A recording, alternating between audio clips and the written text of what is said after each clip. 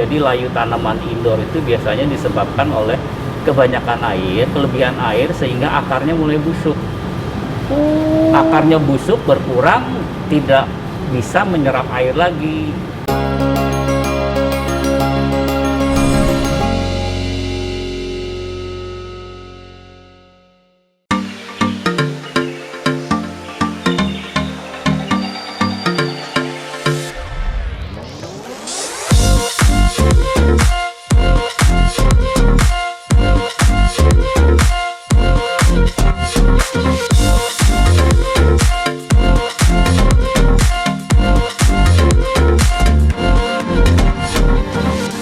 Halo Sobat Agri, semenjak pandemi COVID-19, banyak orang berdiam diri di rumah untuk menghindari terpaparnya kena virus ini. Dan selama mereka di rumah, mereka mencari kesibukan untuk menghibur diri.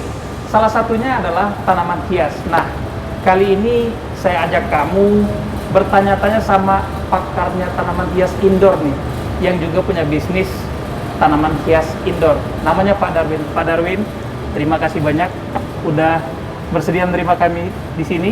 Sama-sama. Pak, kita mau tanya-tanya. Ini kan jarang sekali ini ada, terutama di Indonesia jarang sekali. Apalagi Jakarta ini menjadi barometer di Indonesia. Dulu ide awal bisa kepikiran bisnis tanaman hias indoor dikombin dengan satu restoran, ya kita bilang restoran tuh dulu apa Pak ide awalnya?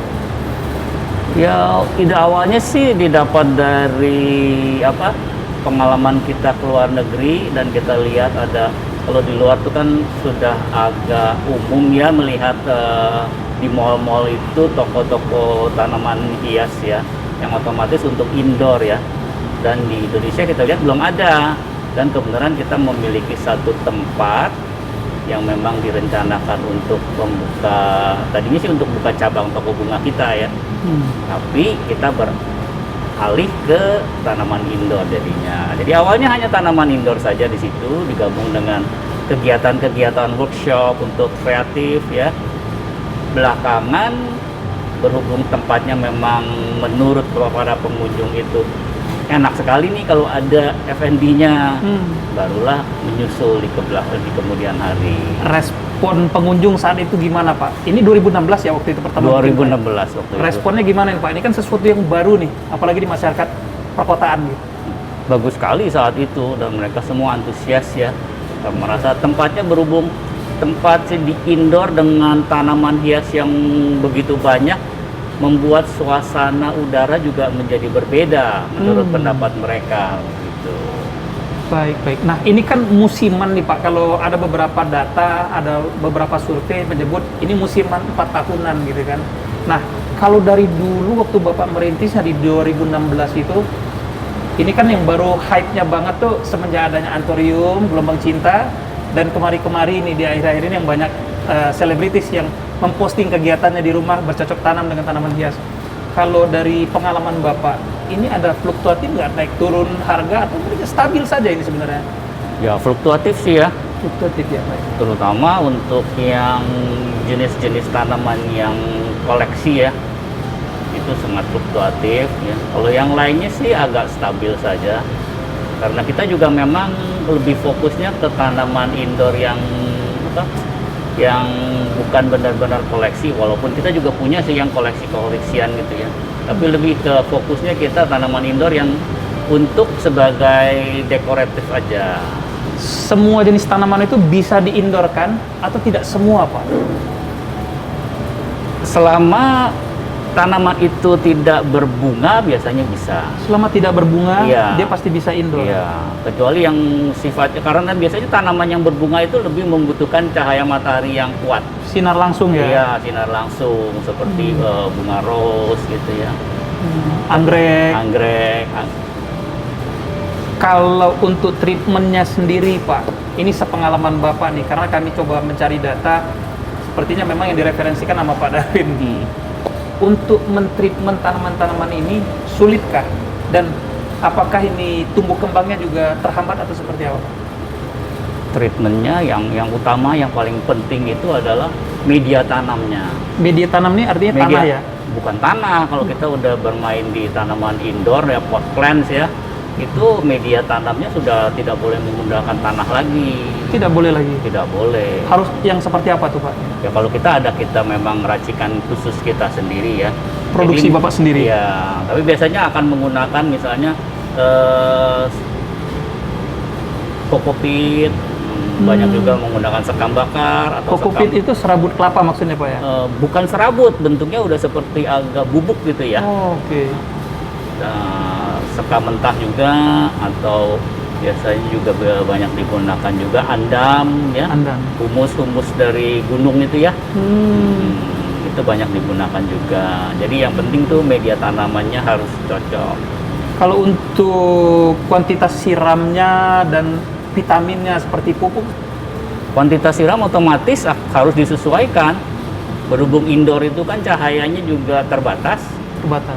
sirkulasi udara juga terbatas, otomatis kebutuhan akan airnya juga berkurang. Oh, tidak bisa disamakan dengan tanaman yang outdoor Pak ya? Tidak bisa. Baik. Jadi itu yang penting, jadi harus disesuaikan. Karena dari pengalaman kami banyak sekali itu customer itu yang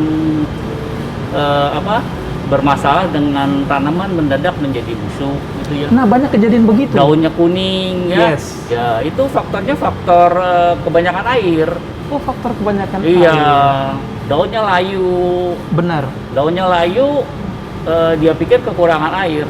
Ternyata Ditambah lagi siramnya. Ya tambah cepat mati karena seperti saya sendiri seperti itu Pak. Saya lihat, oh Iya. layu, saya siram lagi. Ternyata bukan Pak. layunya itu bukan karena kekurangan air. Jadi layu tanaman indoor itu biasanya disebabkan oleh kebanyakan air, kelebihan air sehingga akarnya mulai busuk. Akarnya busuk, berkurang, tidak bisa menyerap air lagi. Nah, Jadi mulai layu atasnya. andai sudah terjadi seperti itu, misalkan saya Pak punya tanaman, ya, saya bingung tanaman ini kok kuning terus. Saya siram, saya kasih vitamin, tapi nggak Nggak sehat-sehat. bisa, nggak bisa. Solusinya apa Pak kalau sudah terlanjur Kalau seperti sudah terlanjur seperti itu, mau tidak mau harus dibongkar, diganti media baru. itu? Oh, media tanamnya tadi Pak ya. Iya, karena itu sudah tingkat kejenuhan airnya sudah terlalu tinggi. Oh, Jadi dan akarnya sudah tidak berkembang, ya sudah mulai mati. kalau kita hanya bawa keluar jemur Oh, nggak sekering-keringnya nggak akan bisa, bisa lagi nggak Pak ya. bisa. Karena akarnya sendiri sudah tidak berfungsi dengan baik. Jadi mau tidak mau darurat harus bongkar. Oh, tapi si Diganti media. tanaman hiasnya tadi tapi potensi besar untuk dia sembuh lagi Pak. Tergantung kalau penyakitnya sudah masuk ke batang, bukan hanya akar yang busuk tapi batangnya sudah mulai membusuk, biasanya itu udah sulit untuk diselamatkan. Oh. Nah, saya tuh pernah dulu dapat dengar tetangga Pak ya. Kalau ini kasih biar dia hijau, kasih micin atau apa. Itu sebenarnya persepsi yang salah atau seperti apa? Bukannya salah, karena micin kan memang mengandung bahan kimianya yang memang ada manfaatnya juga untuk tanaman. Untuk tanaman. Tapi itu Iya. memang bisa Pak ya? Bisa aja, karena ada mengandung fosfatnya gitu ya, atau potasium gitu. Ya bisa, pengaruh juga memang. Oh, seperti itu. Nah Pak, kalau misalkan kita bisa berandai-andai, kalau di tanaman outdoor itu kan kita berharap kalau ada hujan nggak perlu kita siram lagi. Betul. Tapi kalau indoor ini kira-kira sehari berapa kali kah atau seminggu berapa kali kah kita siram? Ya nggak bisa tidak ada patokan yang baku Pak. Tidak ada Pak ya? Tidak ada, balik kembali satu tergantung dari jenis tanamannya, karena setiap tanaman tuh, setiap jenis tanaman biasanya ada perbedaan. Ada yang mau air banyak, ada yang mau kering, agak kering. Nah, gitu. Sobat Itu harus Agri, diketahui dulu. Kedua, kondisi rumahnya juga berbeda. Ada yang tinggal di apartemen, ya, suhu ruangannya agak panas, sirkulasi udaranya juga kurang. Itu juga akan mempengaruhi tingkat kebutuhan airnya. Sobat Agri, kita beruntung banget bisa wawancara Pak Darwin. Harus diedukasi. Kekurangan informasi bisa berakibat fatal untuk tanaman hias Anda. Pak, ini kan banyak di luar sana tuh praktisi pertanian ataupun mereka pedagang bunga hias ini akhir-akhir ini mengeluh. Karena kan seperti yang sempat kita obrolkan tadi sebelum wawancara ini berlangsung, ada juga yang laris manis gitu di awal pandemi, tapi ada juga yang tertinggal gitu. Kira-kira apa yang bisa kita berikan solusi untuk mereka? Apakah mereka harus berinovasi di media digital, seperti mempromosikan di media sosial, atau seperti apa Pak? Ada pendapat dari Bapak? Ya mungkin sekarang kan zaman sudah berubah ya. Jadi pola belanja orang juga berbeda.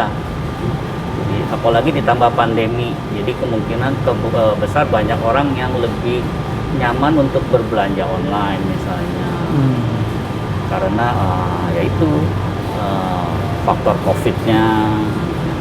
Kalau Bapak tanya tadi yang misalnya yang petani-petani yang di pinggir-pinggir jalan. Pinggir-pinggir jalan. Ya. Kalau saya lihat sih mereka sudah mulai berinovasi loh.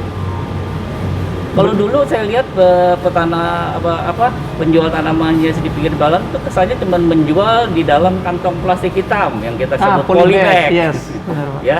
Kalau sekarang mereka sudah meniru, sudah melihat kita juga mungkin ya. Jadi itu mereka di pinggir jalan pun ada saya lihat sudah ditata dengan rapi, menggunakan pot putih gitu ya. Saya lihat mereka sudah mulai berinovasi.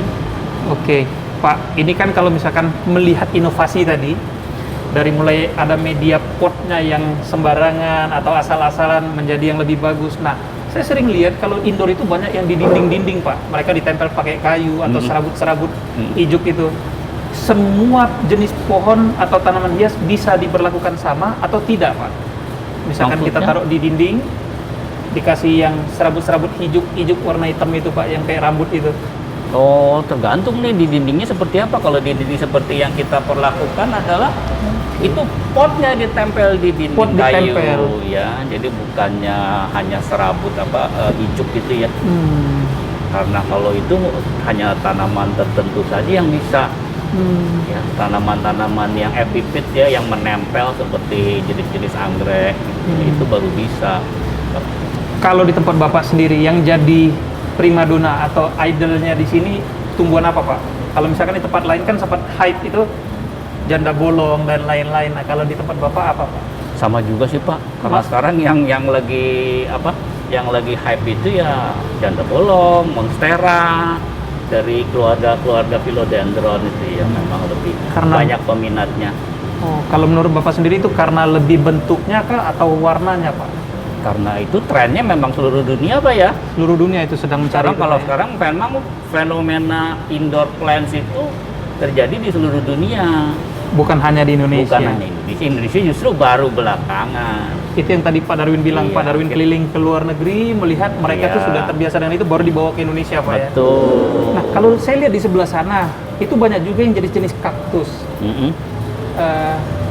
Itu favorit pengunjung tempat Bapak nggak? Pembeli juga nggak? Ada juga yang suka kaktus. Jadi kita memang tidak spesialis terhadap jenis-jenis tanaman tertentu. Jadi kita berusaha menyediakan segala jenis tanaman. Ya dari kaktus, sukulen sampai yang barang-barang koleksi juga kita miliki.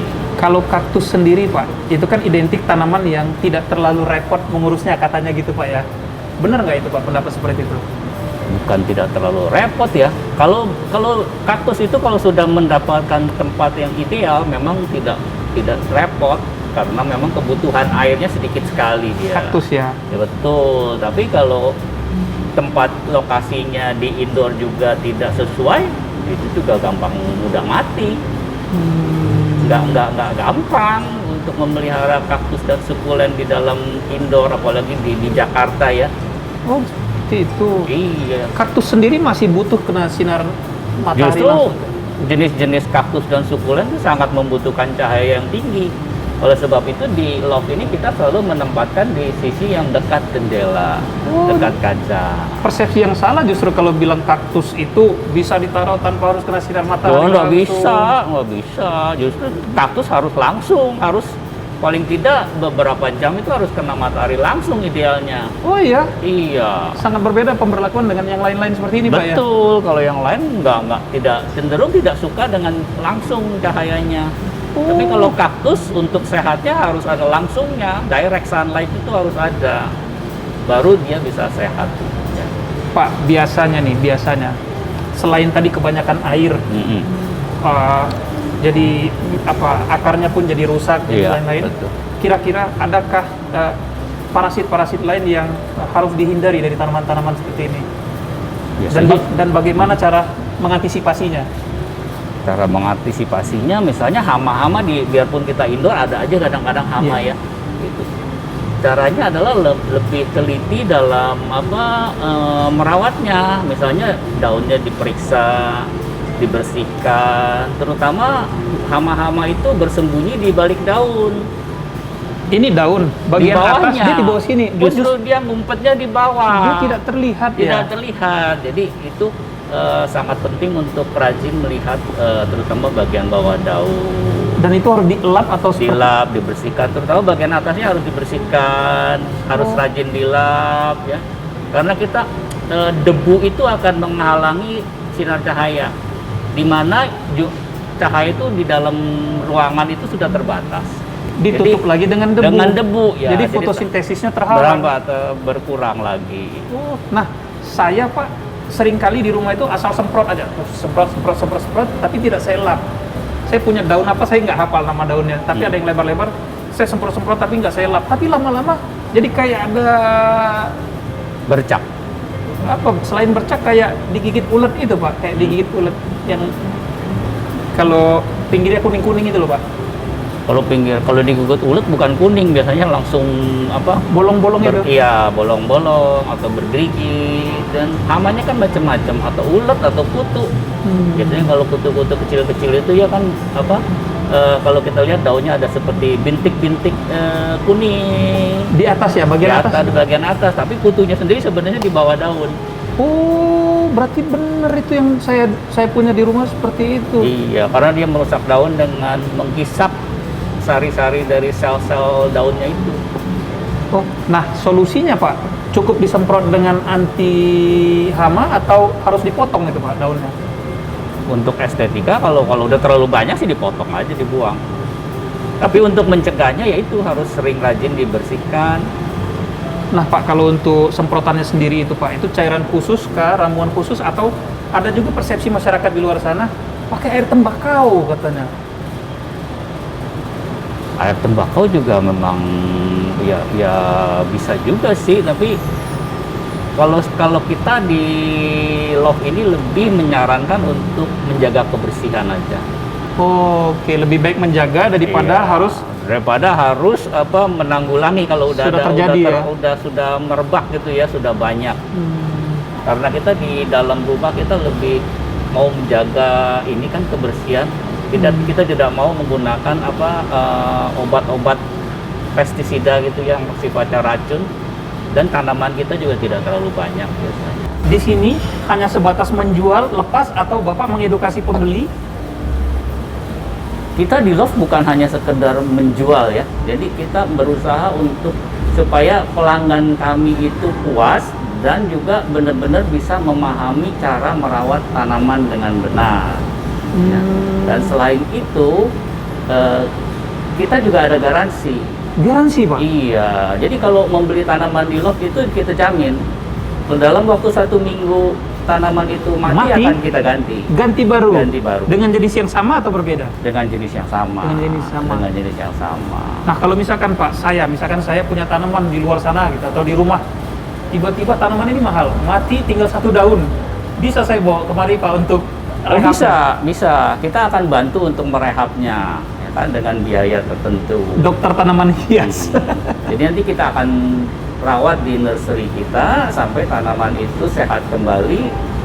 Daun yang tadinya tinggal 1 itu nanti sudah tumbuh tunas baru lagi, baru kita kembalikan. Nah Pak, seperti saya, ada juga beberapa teman-teman ketika di tempat bunga yang jual tanaman hias, bunganya itu atau tanaman itu segar sekali kan, indah sekali. Begitu kita bawa ke rumah mati.